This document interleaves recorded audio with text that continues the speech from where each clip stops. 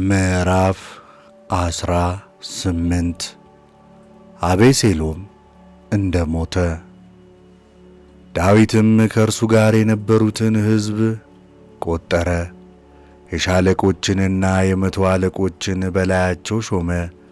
ዳዊትም ሕዝቡን ከኢዮአብ እጅ በታች ሲሶን ከኢዮአብ ወንድም ከሶርያ ልጅ ከአቢሳ እጅ በታች ሲሶን ከጌት ሰውም ከኤች እጅ በታች ሲሶን ላከ።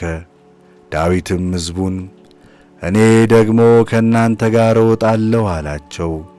እነርሱ ግን አንተ ከእኛ ከሁላችን ይልቅ እንደ 10,000 ሰራዊት ስለ ሆንክ ብንሸሽ ልባቸው አይከተለንምና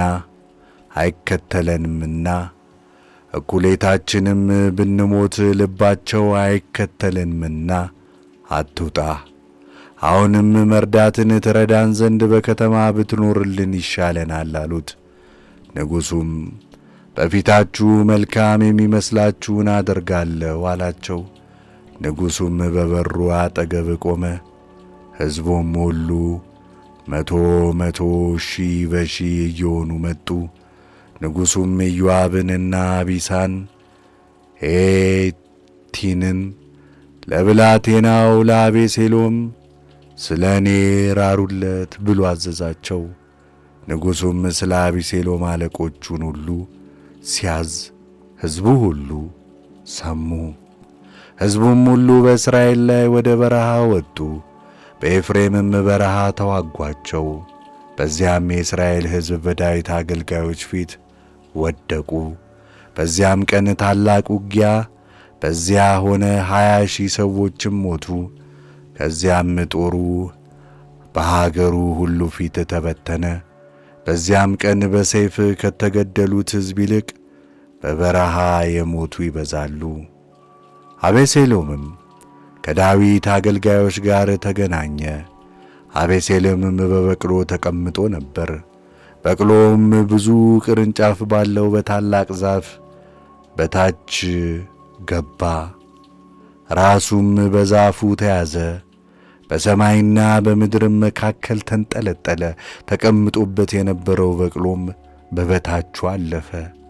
አንድ ሰውም አይቶ እነሆ አቤሴሎም በዛፍ ላይ ተንጠልጥሎ አየው ብሎ ለኢዮአብ ነገረው። ኢዮአብም ለነገረው ሰው እነሆ ካየኸው ለምን በምድር ላይ አልገደልኸውም? 10 ብርና 1 ድግ እሰጥ ነበር አለው።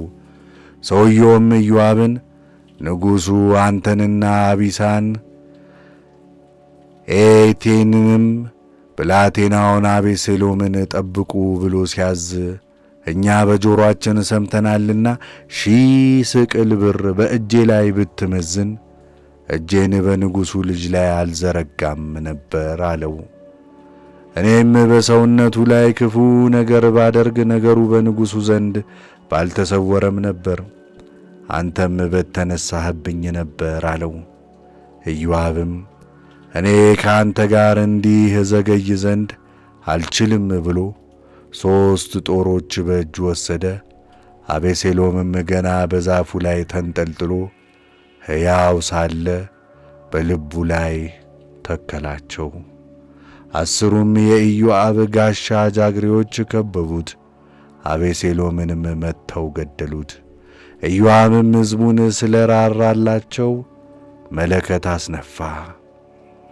ሕዝቡም እስራኤልን ተከትለው እንዳያሳድዷቸው መለሳቸው። አቤሴሎምንም ወስዶ በበረሃ ባለ በታላቅ ገደል ውስጥ ጣለው። እጅግም ታላቅ የሆነ የድንጋይ ክምር ከመረበት። እስራኤልም ሁሉ ሸሽተው ወደ ድንኳናቸው ገቡ። አቤሴሎምም በሕይወት ሳለ ለስሜ መታሰቢያ የሚሆን ልጅ የለኝም ብሎ ሐውልት ወስዶ በንጉሥ ሸለቆ ውስጥ ለራሱ በስሙ አቁሞ ነበር። ያቺም ሐውልት እስከ ዛሬ ድረስ እንደ አቤሴሎም ተብላ ትጠራለች። የሳዶቅ ልጅ አኪማሆስ ግን እግዚአብሔር ከጠላቶቹ እጅ እንደ ፈረደለት ፈጥኜ ሄጄ ለንጉሥ የምሥራች ልንገርን አለ። ኢዮአብም አንተ በዚህች ቀን የምሥራች የምትናገር ሰው አይደለህም፣ ወሬውን በሌላ ቀን ትናገራለህ። በዚህ ቀን ግን የንጉሥ ልጅ እንደሞተ ወሬ አትናገርም አለው። ኢዮአብም ኩሲን ሂድ ያየኸውንም ሁሉ ለንጉሥ ንገር አለው። ኩሲም ለኢዮአብ ሰግዶ ወጣ። ዳግመኛም የሳዶቅ ልጅ አኪማዎስ ኢዮአብን የሆነ ሆኖ ኩሲን ተከትዬ እባክህ ልሩጥ አለው። ኢዮአብም ልጄ ሆይ ለምን ትሮጣለህ? ተመለስ፣ ብትሄድ ይህች ወሬ ለጥቅም አትሆንህምና አለው። እርሱም እኔ ብሮጥ ምን ይገድዳል አለ። እነርሱም ሩጥ አሉት። አኪማዎስም በሰርጥ ጎዳና በኩል ሮጠ፣ ኩሲንም ቀደመው። ዳዊትም በሁለት በር መካከል ተቀምጦ ነበር። ዘበኛውም በቅጥሩ ላይ ወዳለው ወደ በሩ ሰገነት ወጣ። ዓይኑንም አቅንቶ ብቻውን የሚሮጥ ሰውን አየ። ዘበኛውም ለንጉሡ ሊነግረው ጮኸ። ንጉሡም ብቻውን እንደሆነ በአፉ ወሬ ይኖራል አለ። እርሱም ፈጥኖ ቀረበ። ዘበኛውም ሌላ ሰው ሲሮጥ አየ። ዘበኛውም ለደጅ ጠባቂው ጮኸ፣ እነሆ ብቻውን የሚሮጥ ሌላ ሰውም አየሁ አለ።